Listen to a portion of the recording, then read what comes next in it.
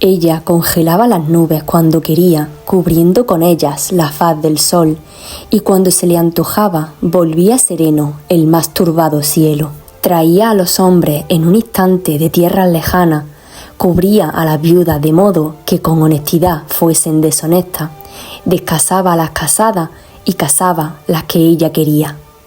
Por diciembre tenía rosas frescas en su jardín y por enero segaba trigo. Esto de hacer nacer berros en una artesa era lo menos que ella hacía, ni el hacer ver en un espejo o en la uña de una criatura los vivos o los muertos que le pedían que mostrase.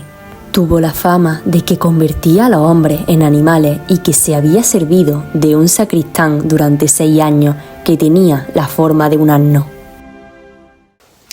En la campiña de Córdoba, en un pueblo llamado Montilla, conocido por sus exquisitos vinos con denominación de origen Montilla Moriles, nació alrededor del año 1532 una niña a la que sus padres, Alonso Ruiz Agudo y Elvira García, le pusieron por nombre Leonor. Leonor Rodríguez recibió su nombre en honor a su abuela paterna, de quien también heredó el apellido. El sobrenombre de la Camacha le fue otorgado por su abuelo Antón García Camacho, algo común en los pueblos de la época, donde los descendientes solían heredar los apodos familiares. Sin embargo, este apodo se ha hecho famoso solo por ella, por ser una grande y conocida hechicera. Leonor no era bruja, sino hechicera. Esto para la Inquisición no era lo mismo. La hechicera supuestamente invocaba al demonio para servirse de él y realizar así una infinidad de conjuros, pero no pactaba con él ni le juraba eterna sumisión. Además, las hechiceras eran más bien independientes y realizaban su magia en lugares urbanos. La hechicera tiene relación con el diablo, sí, pero es importante destacar que su trato de amistad con él no sobrepasaba ese límite. No hay sumisión, mientras que las brujas sí que renunciaban a su fe y había un pacto de sumisión. Desde joven, Leonor había aprendido mucho acerca de lo relacionado con los conjuros y la magia. Aseguraba que poseía un familiar que le ayudaba en sus acciones mágicas. Además, creaba pócimas con ingredientes y hacía círculos invocando a demonios.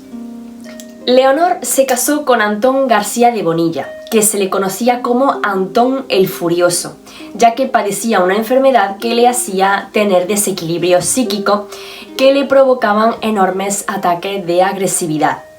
En el pueblo, las malas lenguas decían que era la propia Leonor quien había convertido a su marido en un loco y que gracias a sus pócimas y al demonio que le ayudaba en sus conjuros, había conseguido convertir a Antón en alguien completamente distinto que apenas podría diferenciar la realidad de la ficción, ya que además aseguraba que todos estaban siempre en su contra. De hecho, la vida de este hombre no sería muy larga, ya que pocos años después falleció precisamente por esta enfermedad. De esta unión nacieron 2 hijos. El primero sufrió la misma suerte que su padre y el segundo, Antón Gómez Camacho, vivió más años que Leonor. En 1567, Leonor desapareció de Montilla durante 4 meses, tiempo en el cual se cree que estuvo en Granada, donde una mora la instruyó en la herbología, proporcionándole los conocimientos y materiales necesarios para empezar a fabricar sus propios ungüentos. Su ambición era tan grande que al enterarse de la existencia de un hechicero o hechicera más poderoso, no descansaba hasta igualarlo o superarlo sin importar los medios que tuviese que emplear. Se jactaba de ser discípula de los más destacados maestros moros y cristianos e incluso también se cuenta que tuvo una relación de índole sexual con un señor morisco sin bautizar, que asimismo también le enseñó muchos de los secretos del sendero mágico. Cuando volvió a Montilla lo hizo con la cabeza bien alta, siendo una de las hechiceras más poderosas de toda la región. Así fue como poco a poco fue ganando fama y cada vez eran más los que acudían a su casa buscándola para que le ofreciera algo para arreglar sus problemas mundanos. La mayoría de la gente lo hacía a altas horas de la noche, bajo una manta con una capucha, para pasar desapercibidos y no ser reconocidos. Leonor Rodríguez podía curar prácticamente cualquier cosa. Podía conseguir que tu media naranja llamara a tu puerta en menos de un día, que tu pelo apenas perceptible creciera fuerte y sano. También podía quitarte de encima un mal de ojo y echar cualquier tipo de maldición a aquella persona que más desease ver sufrir. Incluso adquirió el poder de volver estériles a las mujeres e impotentes a los hombres con solo rezar la oración de Santa Marta, una de las más populares entre las hechiceras y mujeres de toda condición, según se creía a mediados del siglo XVI. Leonor era tanto una buena hechicera como excelente empresaria con una visión de negocios envidiable.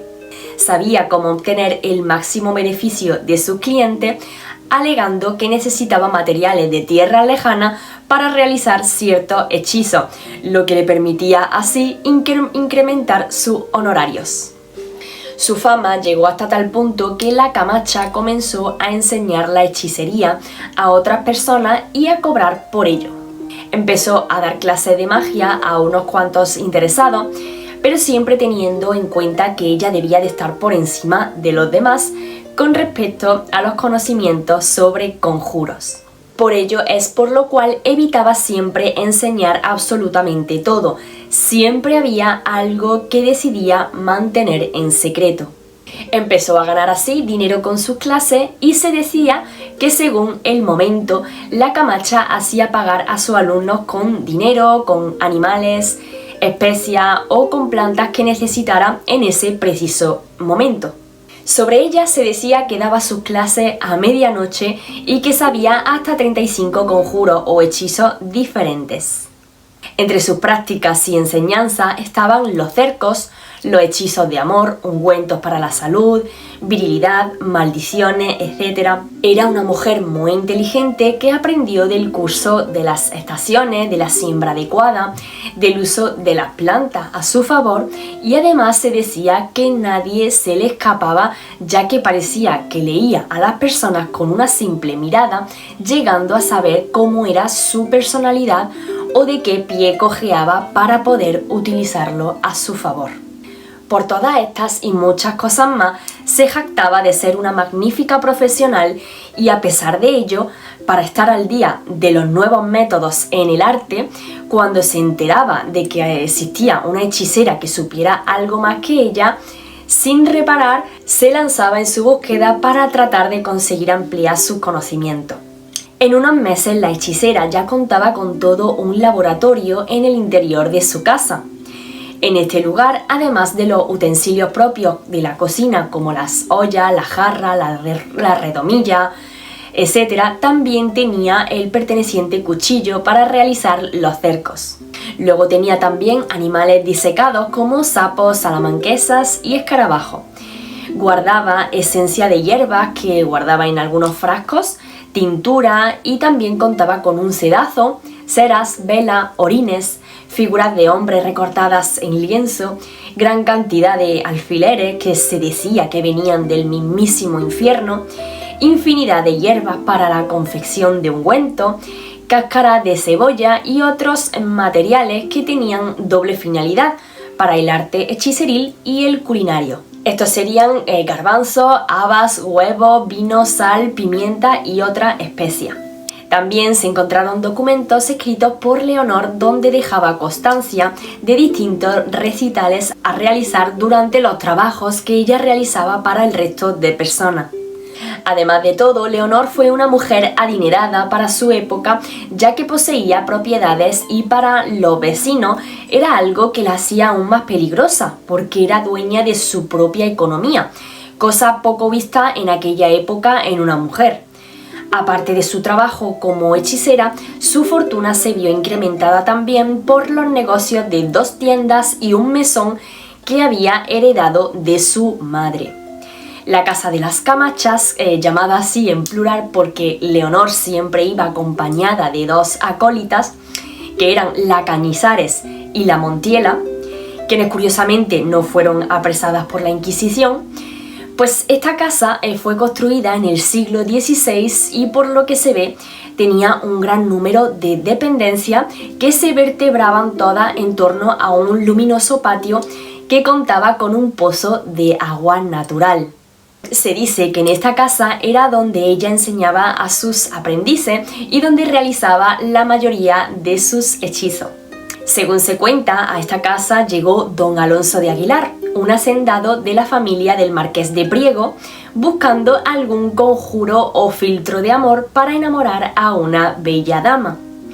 Aquella relación tuvo como consecuencia la maternidad de la joven y como no estaba casada, la madre de la joven se enfadó muchísimo y el joven Alonso, por miedo, confesó que había sido la Camacha la que le había proporcionado todo esto para seducir a la joven. En otras versiones se cuenta que don Alonso le dio este filtro a la muchacha y que ésta lo vio con una forma de animal, de un caballo. Entre estas leyendas también encontramos que la acusaron de varias cosas, como el fragmento que encontramos al principio del vídeo, de manejar el clima pudiendo crear tormentas de la nada. La acusaron también de volver impotentes a los hombres y a las mujeres estériles, y una de las acusaciones hacía hincapié en que hacía que el trigo floreciera durante la época de invierno y que las rosas floreciesen en enero. También ejercía un enigmático poder sobre los ciclos de la naturaleza, se comunicaba con los muertos y convertía a los hombres en animales y los transportaba de un lugar a otro. Esas fueron algunas de las acusaciones que Cervantes recogió en sus escritos.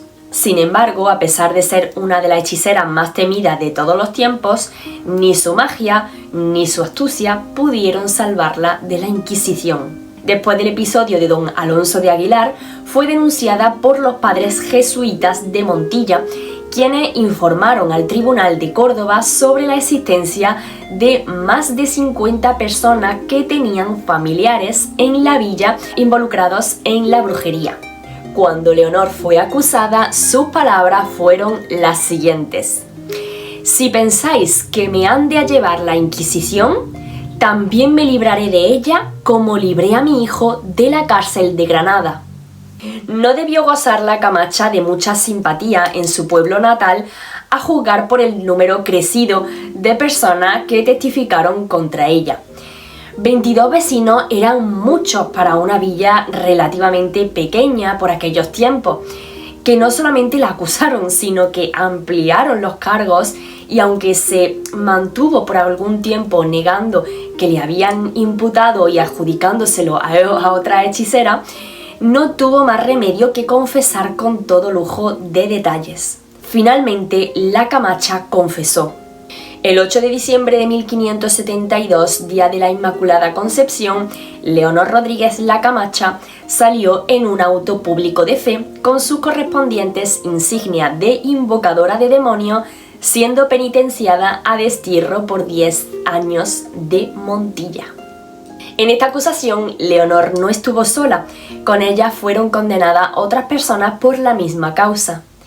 Todos los acusados fueron obligados a confesar que hicieron un pacto con el diablo y que celebraban ceremonias y rituales nocturnos en el cementerio de la localidad.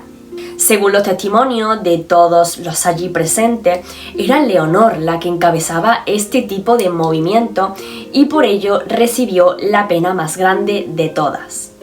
No fue condenada a la hoguera ni a morir, pero los castigos que recibió no fueron pocos. Primero la encerraron en una prisión hasta que se dictara una sentencia, y durante ese tiempo fue sometida a torturas de todo tipo. La tendieron en el potro de madera atada de manos y pies para estirarla hasta notar cómo se desencajaban todos sus huesos, y le liaron unos corceles entre los dedos de las manos y comenzaron a retorcerlo, produciéndole así un enorme dolor que le hacía chillar hasta desgarrarse la garganta. Su fortuna y bienes eran considerables y por eso fue condenada a la confiscación de sus bienes, una multa de 56.250 maravedís, equivalente a 150 ducados de la época, y también a 10 años de destierro de Montilla, 2 de los cuales debía de servirlos trabajando en el hospital de Córdoba. Al día siguiente, según la norma de la Inquisición, cabalgando sobre un asno por las calles principales cordobesas, recibió 100 azotes. A los pocos días, en el cumplimiento de la sentencia, fue trasladada a Montilla, donde, con el mismo ceremonial, le propiciaron otros 100 azotes. La Camacha, tras una vida intensa de 53 años dedicada a las artes mágicas y a sus innumerables negocios, entregó su alma a Dios o al diablo en 1585. Cervantes llegó a Montilla 6 años después de la muerte de Leonor y, habiendo escuchado la leyenda de esta mujer de la boca de los paisanos del lugar, decidió incluirla en su obra El coloquio de los perros, donde hizo nota de sus hazañas hechiceriles, sublimando sus poderes y atribuyéndole prácticas tan maravillosas y fantásticas como las que he descrito en el fragmento al principio del vídeo. Años después, en 1950, el historiador Raúl Porras Barrenechea nos descubre que la historia de la Camacha era real. Encontró 2 escritos notariales donde se certificaba la estancia de Miguel de Cervantes en Montilla. Esto pasó mientras el investigador realizaba una investigación paralela que nada tenía que ver con el caso de la Camacha. Junto a estos documentos notariales aparecieron otros documentos sobre 2 personas importantes en esa época en esos documentos, que eran Elvira la Camacha y su hija Leonor la Camacha. Hasta que este historiador en 1950 encontró los documentos que certificaban la existencia de Leonor, la gente no la creían real, porque Cervantes la había nombrado en su obra, como ya hemos dicho, supuestamente de ficción, y hasta entonces se creía que era simplemente un personaje ficticio. Pero gracias a estos documentos se acredita la existencia de esta famosa hechicera cordobesa. Hoy en día, Montilla sigue siendo conocida por sus vinos, pero para los más curiosos, el nombre de la Camacha resuena en la memoria de los tiempos en que la brujería y la magia eran temidas y perseguidas. La historia de Leonor Rodríguez no solo es un relato de la ambición y el poder que una mujer pudo alcanzar en un mundo dominado por la superstición y el miedo, sino también una lección sobre los peligros que conllevan el conocimiento y el desafío a las normas establecidas. La leyenda de Leonor Rodríguez se mantiene viva no solo en los relatos que se cuentan en Montilla, también en la literatura y el folclore de la región, perpetuando la imagen de una mujer que, a pesar de su oscuro legado, dejó una huella en la historia. Y bueno, espero que os haya gustado mucho este vídeo. Gracias por llegar hasta aquí. Dadle a me gusta y suscribíos si no lo habéis hecho. Y si queréis podéis dejarme en los comentarios qué opináis acerca de esta historia y si hay alguna similar cerca de donde vosotros vivís. Os mando un abrazo a todos y hasta pronto.